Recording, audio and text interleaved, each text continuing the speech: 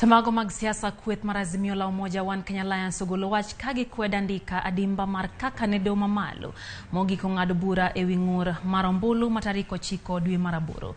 Kokalo andika margi ma okete kogno kod ogai mar Azimio la Umoja One Kenya Alliance Raila Amolo Odinga kod jalupne Martha Karua gikoni kata obedo ni doho nyocha ogolo andika adimba mar ng'eto margi pod oyangore ni ng'eto no onge adier kendo ok oluwore gi chike.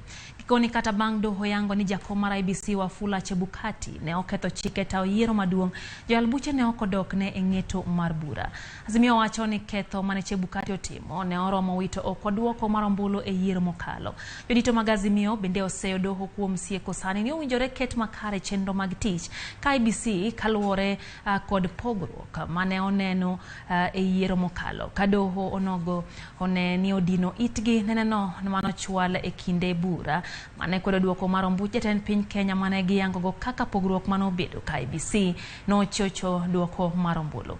Gimedo seyo doho kuom ngalruok e winjo bura ne ochwal negi e doho ewi jo Venezuela kod kuanda tamalo 50 komede ombulu achiel. Azimio seyo doho kuom ne tiyo kod dhok marach kanyisa chaya e kinde ng'ado bura no. Giwacho ni okindegi biro chiwo andika manimba ewi duoko margi ne doho kaka ne ong'ad bura no.